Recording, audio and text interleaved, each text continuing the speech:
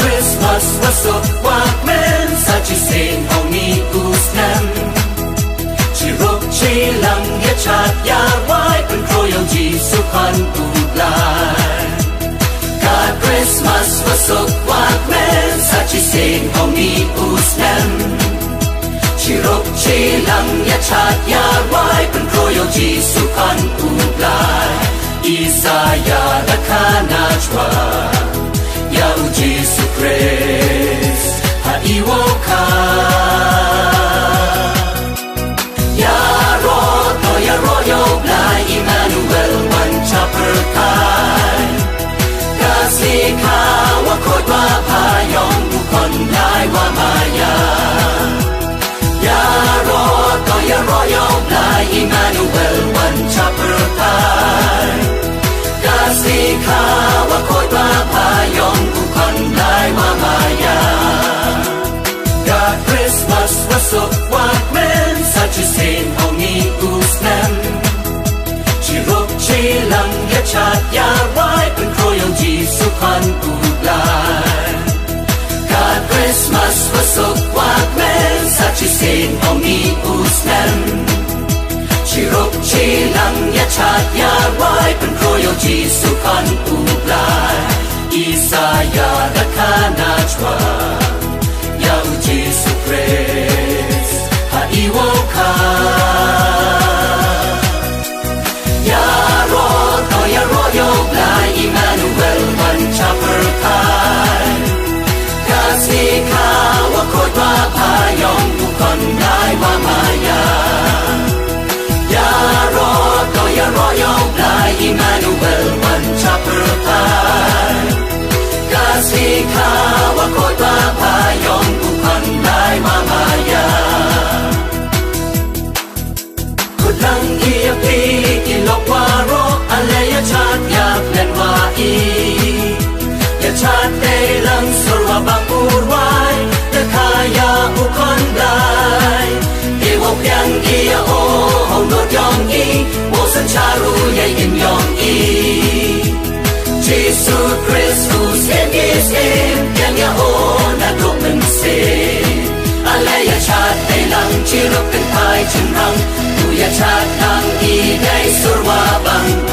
yang warom ya ukan blai Wadawan nun chaka pertai Alayak sok ilang chirok den pai chen rang Open kroyay bertut Jesu Kan rachai trong kan tuyay nang Bertut Jesu iwa krotam Kutlang iya ilok waro Alaya chat yak dan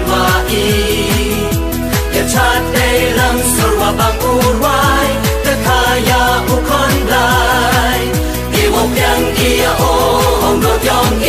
Wosan charu yay in yong Jesu Christus him yang ya na dokumen sin Alaya chat lang chirok den pai chen rang Ya chat nang day surwa bang yang warom ya ukan blai Wadawan nun chaka pertai Alayak sok ilang chirok den pai chen rang Open kroyay bertut Jesu Kan rachai trong kan tuyay nang Bertut Jesu iwa krotam Hay cham hay den halom ya trong inong chare lang rakme chadrong Lord wa la tu chan wa ta ba wa ro isun nang wa so terha Hey jam hey den halom ya chong inong chare lang rat me cha trong Lord wa la tu chan wa ta ba wa ro isun nang wa so terha Gloria lu bi ha do wa chem ya u kon bo ha Bethlehem Usen kisi utre kitre Ya uwaro demo mane Angale surwa bang yarwai Wadakaya usin lai Chirukuwa ye surwa bang Kubang Christmas ubenda day lang Angale surwa bang yarwai Wadakaya usin lai Chirukuwa ye surwa bang Kubang Christmas ubenda Hallelujah trong kỳ nông cha rê lâm rất mê cha trong Lord wa pala ter chan wa tha ba wa ro isun nen wa so ter ha Hay jam hay den Hallelujah trong kỳ nông cha rê lâm rất mê cha trong Lord wa pala ter chan wa tha ba wa ro isun nen wa so ter ha Gloria luti ha do wa chem ya u kon go ha Bethlehem u senti se u treki tre ya u waro dem mo mane angele sur wa bang ya wai wa da kaya u sem dai chiru pur wa ye sur wa bang ku bon Christmas ku benda de lang angele sur wa bang ya wai wa da kaya u sem dai chiru pur wa ye sur wa bang ku bon Christmas ku benda de lang upward wai angel hab nen so dong berkai das nyao keleng ya u kon lang rot yong u lai wa da kha cha ka berkai upward wai angel hab nen so dong berkai das nyao keleng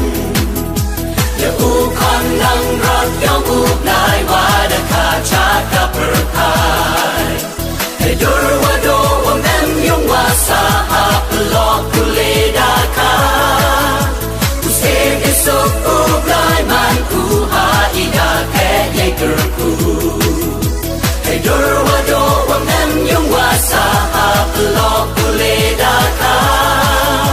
ku se ke so ku lai man ku ha I da ke ye gur ku Emmanuel Emmanuel Emmanuel ublai wakro Emmanuel nakaya o Emmanuel ya open crow Emmanuel the one le maya blai pen yo Emmanuel Emmanuel Emmanuel ublai wakro Emmanuel nakaya o Emmanuel ya open crow Emmanuel the one le maya blai pen yo upward wai angel hab nen so dong berkai das nyao keleng ya u kon lang rot yong u lai wa da kha cha ka berkai upward wai angel hab nen so dong berkai das nyao keleng ya u kon lang rot yong u lai wa da kha cha ka berkai hey dur wa do wa mem yong wa sa ap lo ku le da ka ku se ke so ku lai man ku ha I da ke ye gur ku hey dur wa do wa mem yong wa sa ap lo ku le da ka ku se ke so ku lai man ku ha I da ke ye gur ku Emmanuel Emmanuel Emmanuel ublai wakro Emmanuel nakaya o Emmanuel ya open crow Emmanuel the one le maya blai pen yo Emmanuel Emmanuel Emmanuel ublai wakro Emmanuel nakaya o Emmanuel ya open crow Emmanuel the one le maya blai pen yo kasni ka u Chris upen em warom kasni wa ko tam u ken moyanam wala benda yai tu wa pa u blai ko plai yo bru ne yak sep ai kasni ka u Chris upen em warom kasni wa ko tam u ken moyanam wala benda yai tu wa pa u blai ko plai yo bru ne yak sep ai ale ma ye hun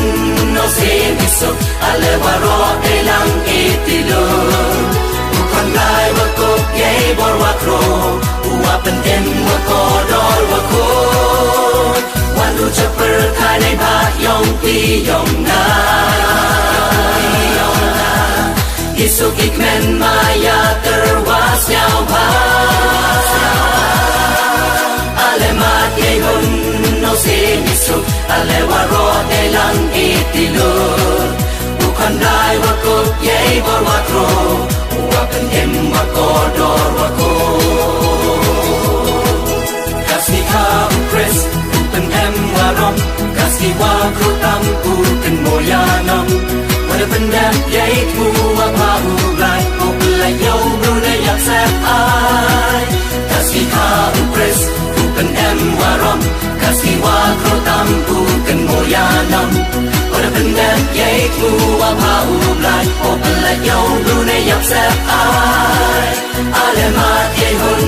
no se bisok Ale waro elang itilur Bukan lai wakot ye bor wakro Uapen en wakodor wakot Walu ceper kanai ba yong pi yong na Isuk ikmen maya terwas nhau ba Ale mat ye hun no se misuk Ale waro de lang itilur Bukan lai wakot ye bor wakro Uapen em wakodor wakot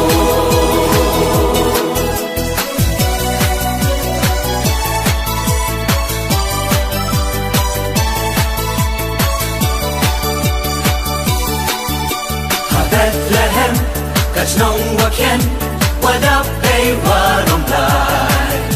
Yopat mo bunda, penkernyat mo kodor na padasay. Hapada ka, yung Jesu Christ wapen in yung kaperkay. Kamwada kular na donen ikin ublay wadap enche. Ha Bethlehem daka, yung Iske, utreki tre Wam emwa etang iyong wasa Pelokule, ya odaka Ha Bethlehem, Kachnong wasok na kerkuker panghutlay Jesu daka, penyoye mayang Ya kibru ha berkay Ha Bethlehem daka, yung Iske, utreki tre Iyong wasa pelokule ya odaka ha Bethlehem Kachnong wasok na kerkuker panghutlay Jesu daka penyoye maya ya kibru ha berkay Ha Bethlehem Kachnong waken wadap ay warong lai Yopat mo bunda penkernyat mo kodor na padasay Kapada ka yung Jesu Christ wapen in yung kaperkay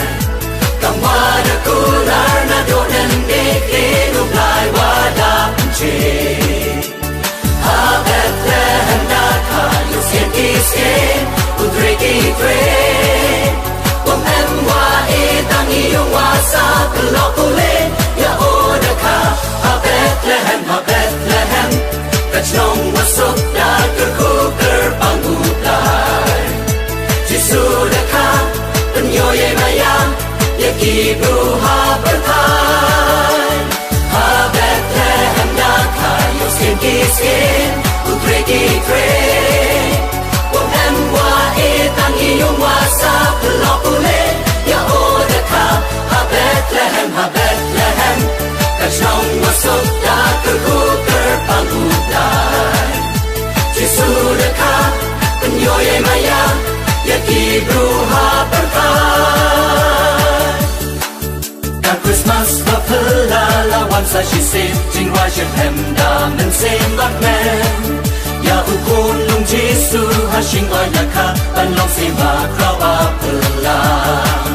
Ka Christmas papelalawan sa shisip Jingwa shephem damen sem lakmen Ya ukun lung Jesu hashing oyaka Banlong sema kraw apelang Ale ale sha Bethlehem Antaya ukun lung pensyen Ale ale sha pension Durit basiao red batam bashisha Ujisu jong pi jong na Kajing suk shaki breu bat kajing silva Di anggap heng di laya berta Kapur thay nang kela penpau jing shisha Yang lagu bor Christmas penunda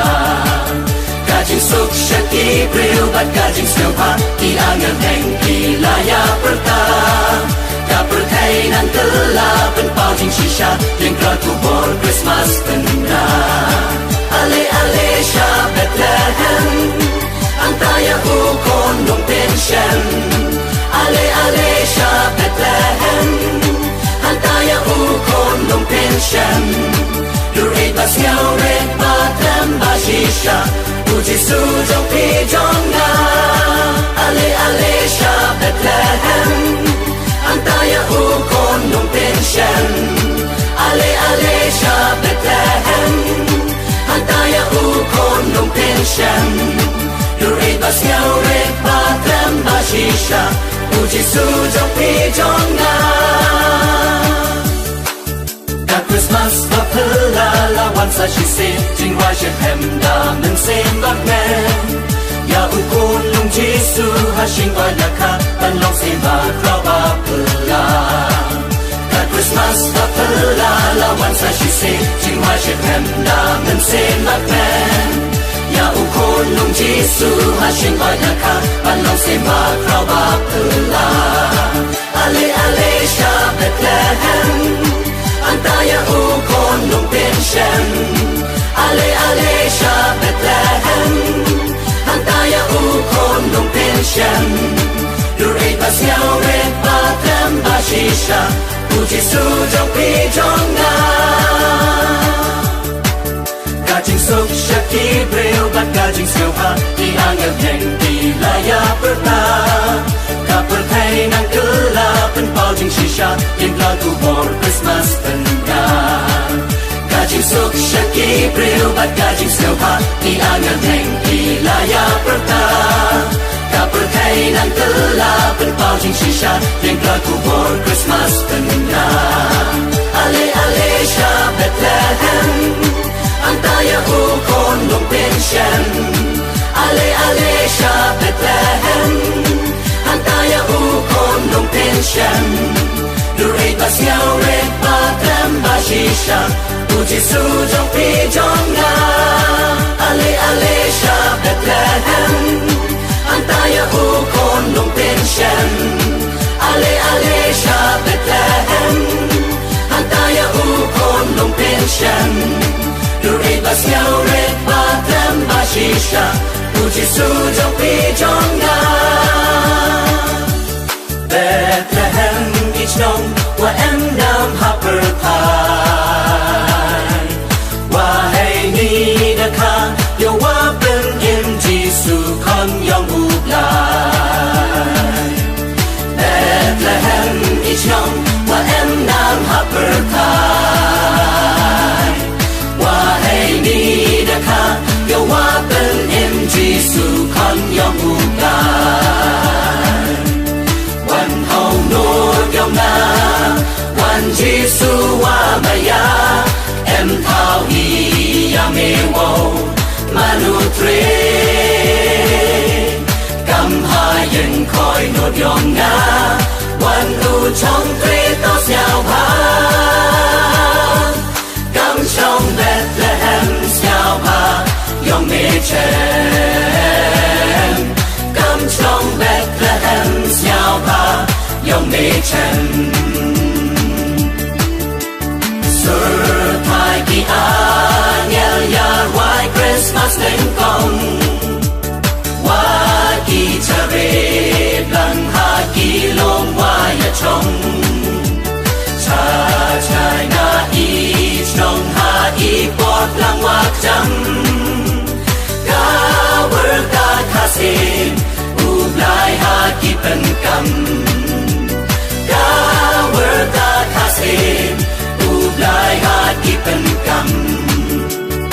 Ik nan wa chor wam em tên de ukana Ya u Jesu ngô Yahwa Mary wo Joseph Giêsu wada chen ha I trong wa ken charge ngai ha Bethlehem ha I trong wa ken charge ngai ha Bethlehem ya uklor pela wa ter chan me wasni le ngot kista to Giêsu bot ma bot ki cha lian sep sni ha ren khat trapule kat wa man ile hey ni te janda pe kat wa man ile hey ni te janda pe I kan wa jor wam em pe ne ukana ya u Giêsu ngo sem terwai is Yahwa Mary wo Joseph Giêsu wada chen ha I trong wa ken charge ngai ha Bethlehem ha I trong wa ken charge ngai ha Bethlehem Bethlehem I trong wa em nam ha per pai wa hey ni da ka yo wa ben im Giêsu con yong u lai Bethlehem I trong wa em nam ha per pai wa hey ni da ka yo wa ben im Giêsu con yong u lai wan hong no yong na wan Giêsu wa maya em thao I ya me wo manu tre kam ha yen khoi no yong na wan du trong tre to xiao ha kam trong Bethlehem xiao ha yong me chen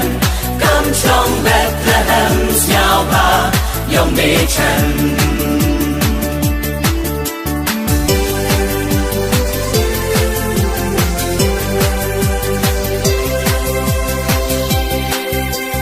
For unto you is born this day, for unto you is born this day, in the city of David, a Savior who's Christ the Lord. For unto you is born this day, for unto you is born this day, in the city of David, a Savior who's Christ the Lord. Glory to God in the highest, peace on earth, goodwill to men. Oh, glory to God in the highest, peace on earth, goodwill to men. Joy, joy, joy to the world we sing. Good news the angel to his people bring. Glory to God in the highest, peace on earth, goodwill to men. Oh, glory to God in the highest, peace on earth, goodwill to men. Joy, joy, joy to the world we sing. Good news the angel to his people bring. For unto you is born this day, for unto you is born this day, in the city of David, a Savior who's Christ the Lord. For unto you is born this day, for unto you is born this day, in the city of David, a Savior who's Christ the Lord. Glory to God in the highest, peace on earth, goodwill to men. Oh, glory to God in the highest, peace on earth, goodwill to men. Joy, joy, joy to the world we sing. Good news the angel to his people bring. Glory to God in the highest, peace on earth, goodwill to men. Oh, glory to God in the highest, peace on earth, goodwill to men. Joy, joy, joy to the world we sing.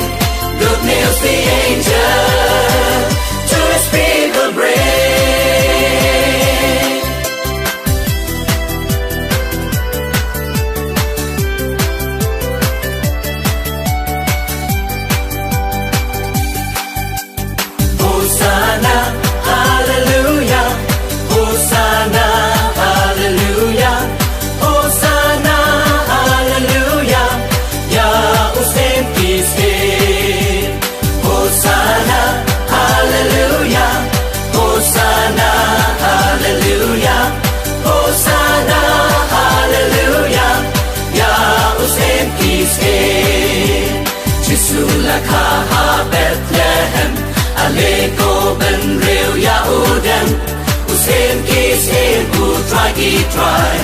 อย่ารออย่าอูเคลมไว้ฮาเลลูยาเยซูละค่ะฮาเลลูยาอุเซนจูดาฮาเลลูยาอุเอ็มบันตาอุเอ็มมาปอจองนาเยซูละค่ะฮาเบธเลเฮมอาเลโกเป็นเรียวยาอูเดมอุเซนกีเซบูทรากีทรายอย่ารออย่าอูเคลมไว้ฮาเลลูยาเยซูละค่ะฮาเลลูยาอุเซนจูดาฮาเลลูยาอุเอ็มบันตาอุเอ็มมาปอจองนาโฮซานาฮาเลลูยาโฮซานาฮาเลลูยาโฮซานาฮาเลลูยายาอุเซนกีเซโฮซานาฮาเลลูยาโฮซานาฮาเลลูยาโฮซานาฮาเลลูยายาอุเซนกีเซเยซูละคาฮาเบธเลเฮมอาเลโกเป็นเรียวยาอูเดมอุเซนกีเซบูทรากีทรายอย่ารออย่าอูเคลมไว้ฮาเลลูยาเยซูละคาฮาเลลูยาอุเซนจูดา